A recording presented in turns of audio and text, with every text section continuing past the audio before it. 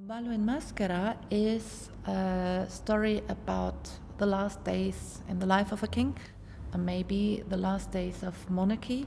It's a story which includes love affairs, political conflicts, secret rebellion, which ends with the assassination of the king. Actually, the overarching theme is death, and it's also in the more humoristic and funny aspects. It's a brilliant mixture of tragedy and comedy.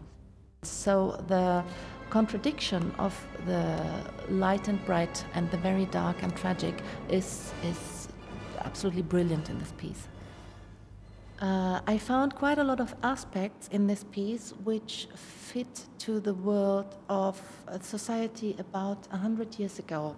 It was when one big epoch was coming to an end, when the world was actually heading to the First World War without knowing that this would happen, but maybe having a little feeling about things falling apart, things coming to an end.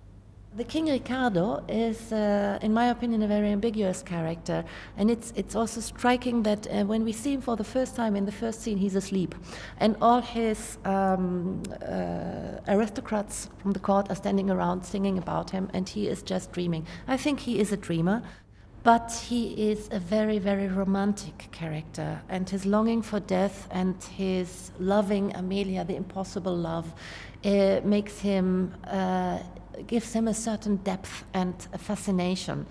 There are lots of highlights in the piece. For example, there is a trio where Amelia is asking for help at the fortune teller's place, and Riccardo is listening, but he's hidden.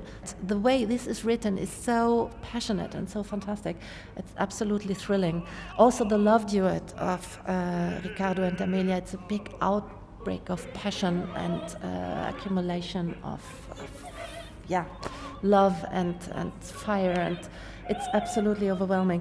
And of course, the famous final scene, the ball scene, it just carries you away. I think something to take away for the audience is the aspect of playing with different identities, as it happens throughout the piece under various aspects. And I think this is a characterization of our modern society as well, that people tend to put on a mask and to show actually a different identity. And in this piece, at the end, the people on stage in their masked ball with their masks are confronted to what they actually really are and the situation they are really in. And maybe this is something to think about for an audience nowadays.